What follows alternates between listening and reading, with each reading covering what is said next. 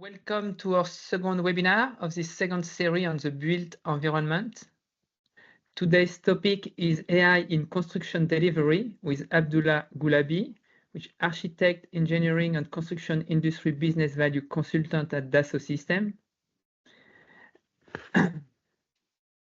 So following the success of our first series in May and June, we are continuing our exploration on how AI is revolutionizing the built environment, and how the field of architecture, engineering, constructions are undergoing profound transformations. Through this webinar, we keep diving deeper into the exciting possibility AI brings to this industry. I am as well pleased to confirm that our webinar with Professor Frédéric Bosch has now been rescheduled for next week, and registrations are open. We'll provide all the relevant link in our chat.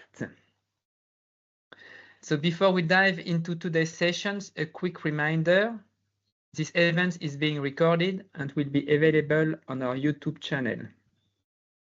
And if you miss our first sessions or our previous webinars, don't worry, they are freely accessible on our YouTube channel. I highly recommend checking them out if you haven't already.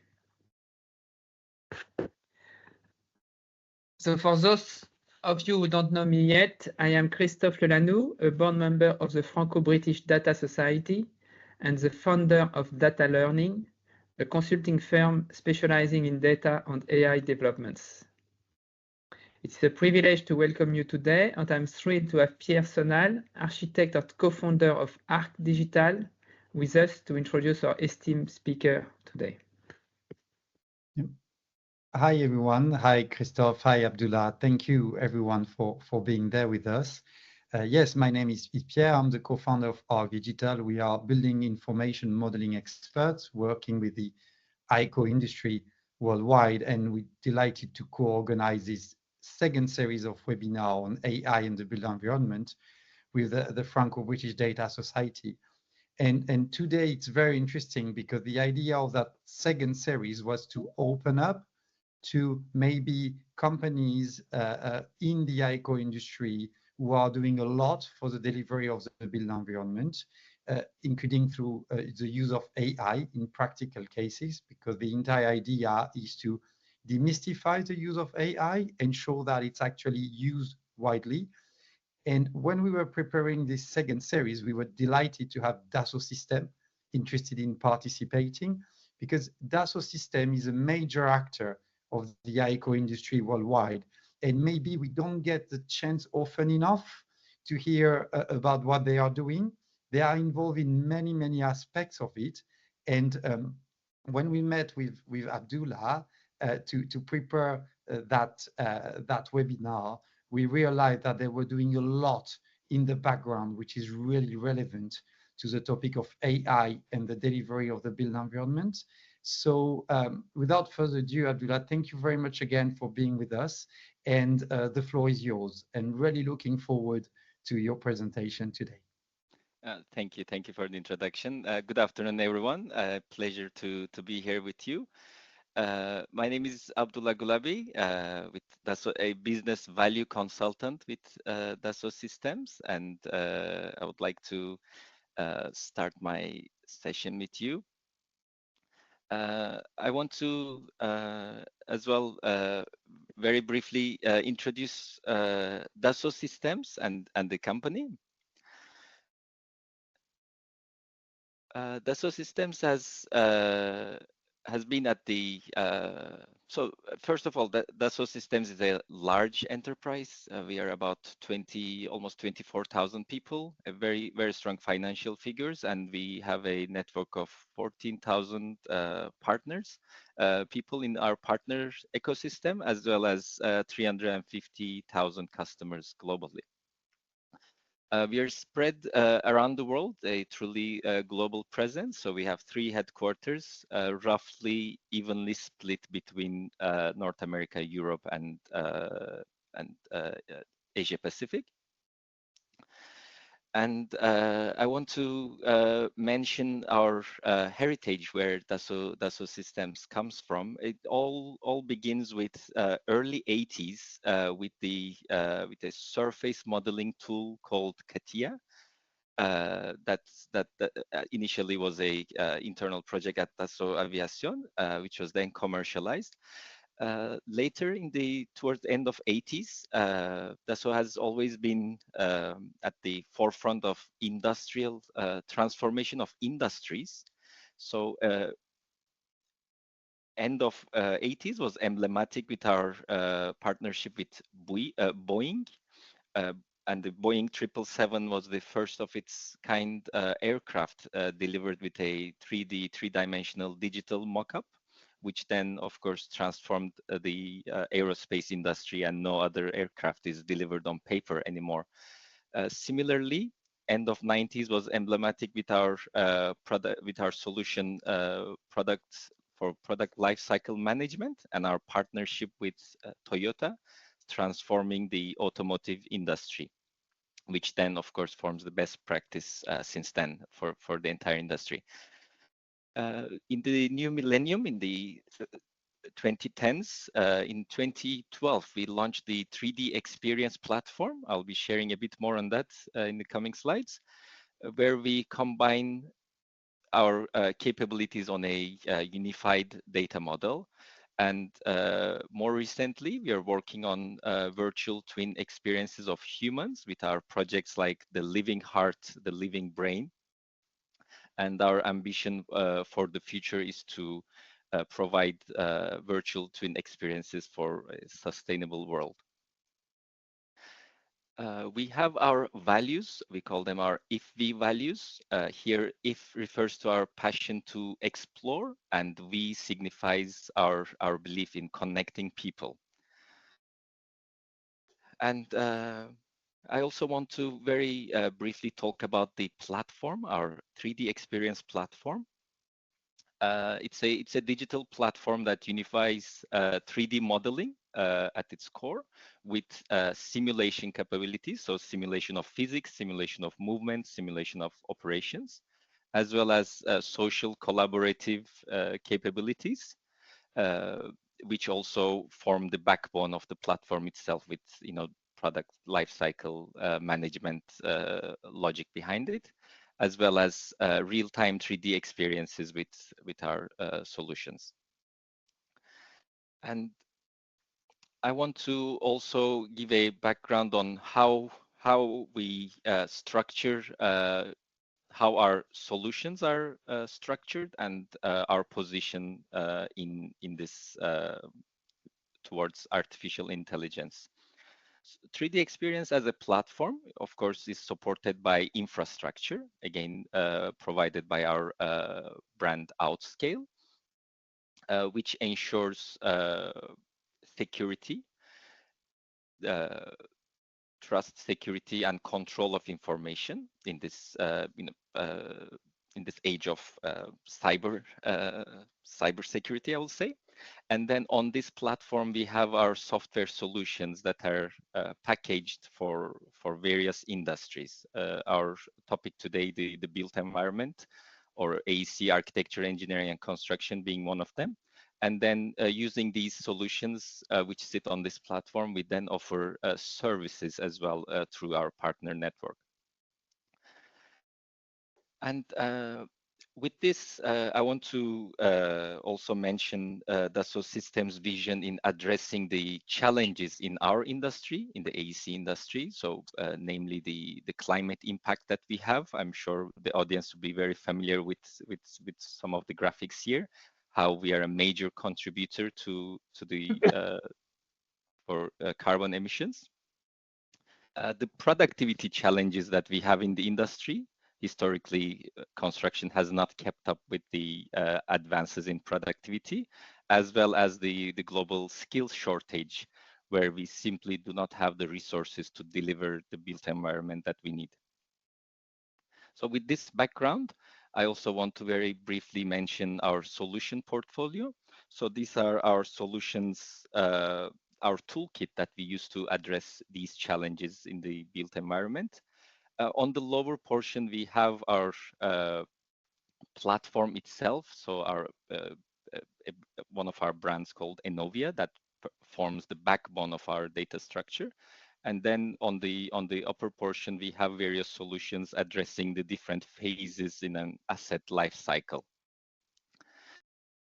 And with this, I want to move into our approach to artificial intelligence. So we believe we are at the verge of a similar metamorphosis of, its transition triggered by Renaissance. So we refer to that as the industry Renaissance. So we have vast amount of data being generated. And the challenge is, it's way beyond what we can consume, read, learn, or capitalize. So we need newer tools, newer approaches in managing this information. And this is where we believe artificial intelligence will play a key part. And this is also a key, we believe, in sustainable transformation of industries.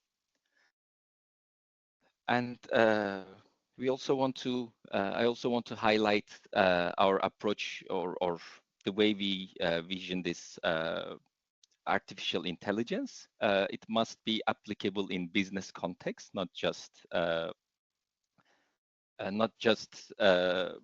a generic tool, but something that's specific, something purposeful, something relevant, and an approach that leverages the unique assets of organizations or projects, people delivering the built environment. So we believe artificial intelligence best serves when it augments people to create better products and services, and of course it should be sustainable. The benefits we derive from AI, the handprint, environmental handprint of AI should be larger than the footprint of AI, and of course responsible in safeguarding intellectual property. And here our vision is that AI, with many of the capabilities, are a tool for opening up, helping us imagine what is possible, helping us consume or synthesize a vast amount of information, as well as navigating these complex network of this data flow and making sense of the environment around us.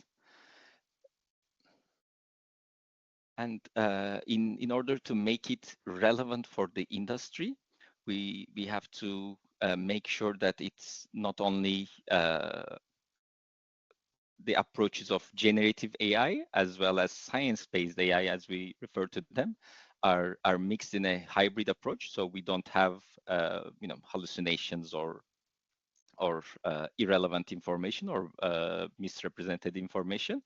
And we have to make sure that in many of the industries, especially our industry, the built environment, we have auditability and traceability, which of course is a very current topic in the world, especially in the United Kingdom as well.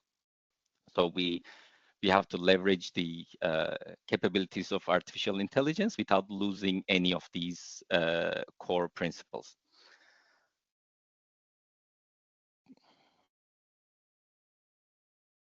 And here I wanted to sort of build up towards our the way we tackle AI or how we implement AI on our platform.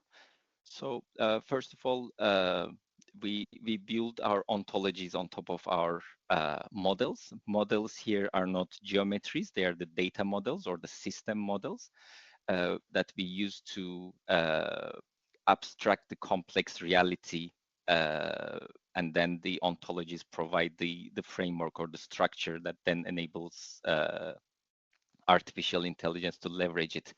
We also have simulation capabilities, so we can, sitting on this enterprise data or the corporate data, companies data, we can, on one hand, perform scientific simulations, on the other hand, train these train these models, artificial intelligence models, to learn from actual realized results of these simulations.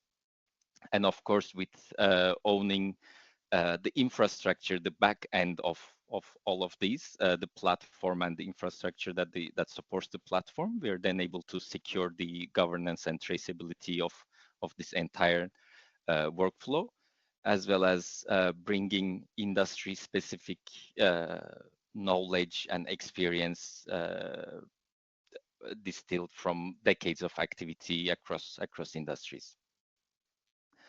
So we want to make sure, I guess I will very briefly talk about the loop, our Dassault's loop.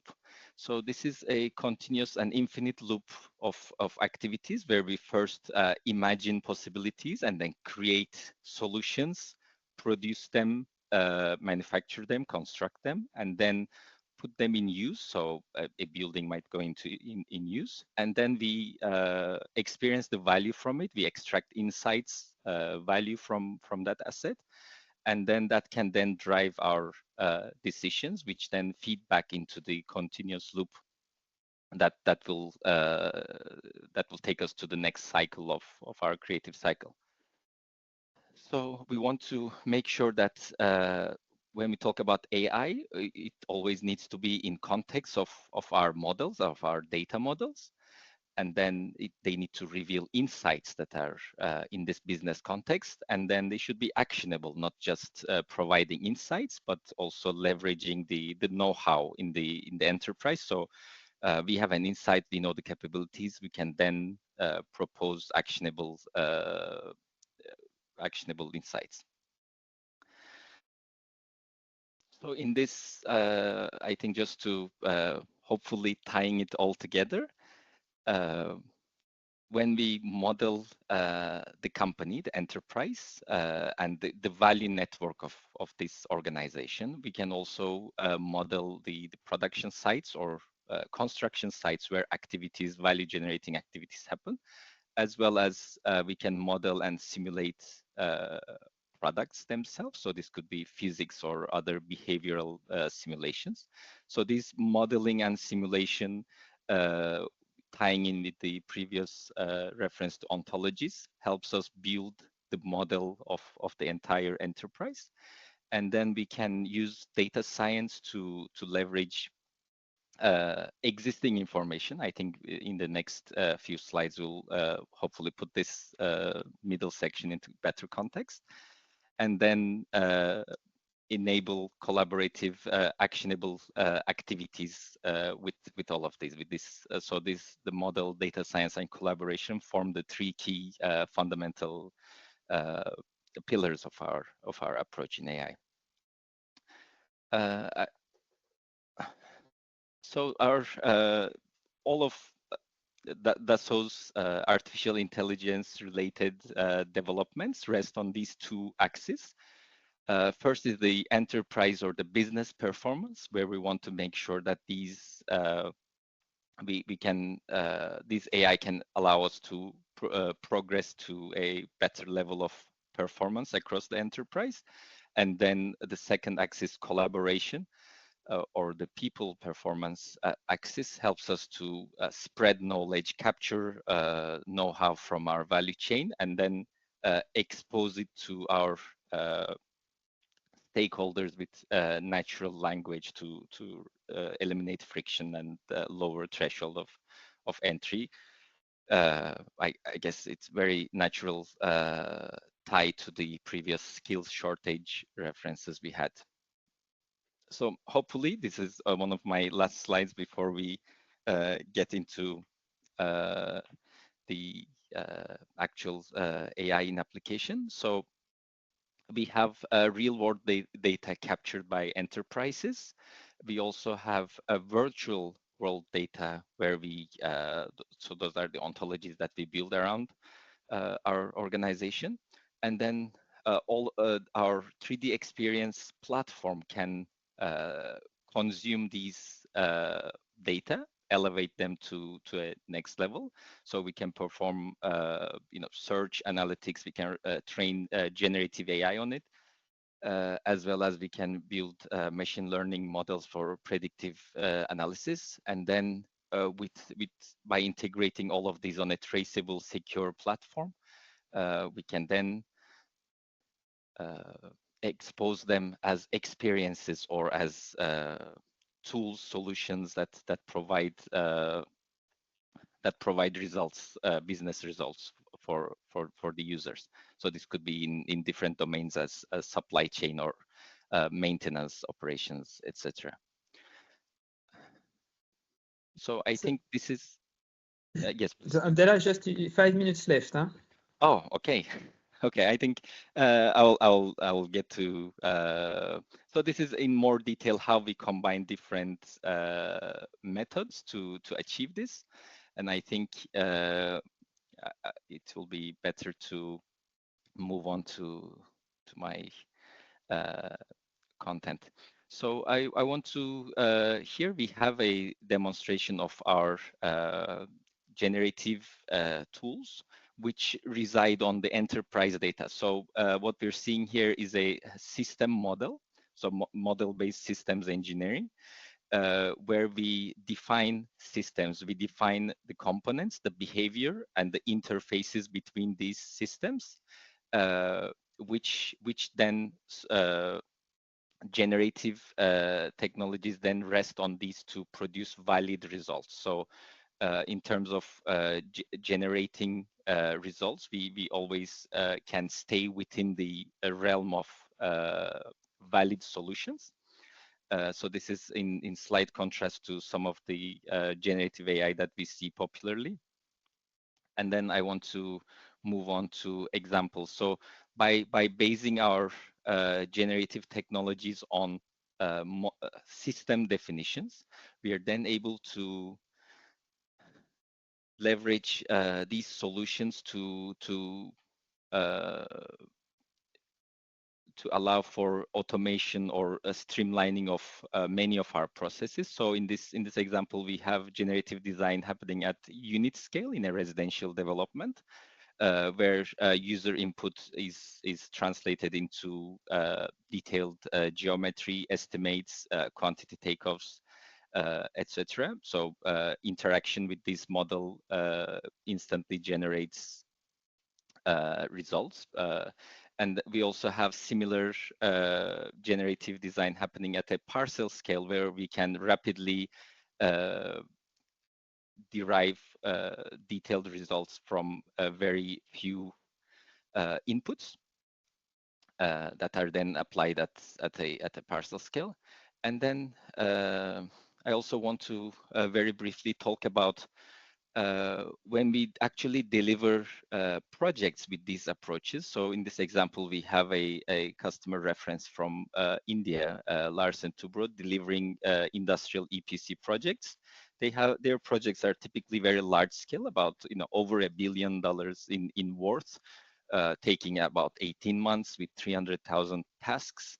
And then they use these solutions to deliver a number of these projects. And having delivered 15 of these, so they then trained the machine learning model to learn from what happened across these projects. Training set consisting of about 3 million tasks in the enterprise. So by having all of this, so combining their generated data from their ERP sources, from site activities, feedback from the site, and combining that on a single platform with these capabilities, then allows them to run predictive analysis on future projects. So once you have the same organization delivering similar projects a number of times, and with the full oversight to their portfolio and all activities that occurred across each of these projects, we can then do predictive analysis of tasks in future projects. This also then feeds into, since all of these are happening on a single platform and each result also resides on the platform, we can then communicate these to our new workforce that joins the company, that then forms the basis of their training. So completing the cycle of capturing knowledge and then generating insights from these, and then turning them into actionable results, and then of course feeding them back to the workforce for the next cycle of activities. I think I'm almost done with my presentation. So I want to highlight our values again. I like this. This is one of the values, Dassault values that I like. You know, if we have the passion to learn, we can expand creativity to navigate the future. And in this context, I want to have a very recommend two books. The one on the right is the book talks about projects in the built environment, mega projects, how projects at all scales could be complex, and how to navigate that complexity. What are the common traits between across successful projects? And we have a surprise appearance of our Katia there with the famous architect Frank Gehry in this book. So I think it's quite interesting in contrasting successful projects, the success factors, and some commonalities between them. And the second book is about an amateur's journey in trying to build a little shed in his backyard. And there he delves into the importance of capturing know-how that comes in the form of different tradespeople coming in, someone coming into the roof, someone coming into the coming in to do the window, and how he's trying to learn from them and have a do-it-yourself approach to this shed. So the whole idea of knowledge being spread in the value chain and trying to capture that.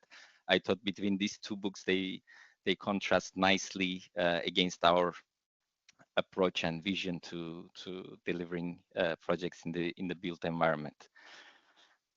So with that, I wanted to invite any questions and hand it back to you, Pierre, for discussions. Thank you very much. I have a question, if I may. Hello. Thank you very much for that very interesting presentation. This is Michael Butcher. I'm a non-AI or data expert. I'm just a lawyer. I was interested to hear about the predictive analysis part, and I'm wondering what progress you are making with regard to in real-time analysis of the development of a project when you're actually, shall we say, breaking ground, getting into the construction phase. Are you able to use AI to identify and predict, given what's actually currently going on, potential problems and potential solutions? Yes, thank you for the question. So in that example, perhaps I sped through that video. We have it publicly available, but so in a sense, having delivered projects completely, they then capture data as things happen on site. So like you said, from breaking ground and all activities. And they're able, the machine learning algorithm is then able to compare the progress at any stage versus what it predicts based on the experience. So it happens live or in a ongoing manner, not just at the end of a project or the beginning of a project, but as data is fed into the virtual twin, digital twin, it's then able to compare versus the learnings. Thank you. Thank you. Thank you, Mark, for the question. Thanks, Abdullah, for your insightful presentations. Maybe I have another. I was wondering as well on your platform. I was wondering as well which kind of technology do you use? Is it a proprietary part or are you compatible with some kind of open beam standard? So are you part of, yeah, are you part of a network of components? Yes, yes, absolutely. So the platform itself is proprietary, but we have been long-term members, supporters, and participants in developing open standards. IFC in the built environment being a very relevant one to us and to our audience perhaps, but likewise in other industries as well. So it's not a closed platform, it's not a walled garden. We are able to integrate or hand over or take over data at any point. And we do have numerous examples across different industries where people design on one tool, whether it's ours or competitors, and then simply integrate and work with the same data. And for our built environment, we work with popular third-party proprietary formats as well, so to streamline that data exchange. To say thank you very much, Abdullah. It was really interesting to see the process that Dassault Systèmes follows, because that's something we tend to forget. We tend with AI to jump to the solutions, to the flashy part. So I think it's very important to always remind ourselves that there is a process behind it, there are values, there is an ethos, and that although it is about data, and if the data is not managed and mapped properly, the performance of AI and what we can achieve with it is probably less interesting. So thank you very much for insisting on these aspects, that it's about data, how we manage it to then leverage the power of AI. So yes, that would be my final note, and thank you again. Thank you very much. Thank you to the Franco-British Data Society for inviting me as well.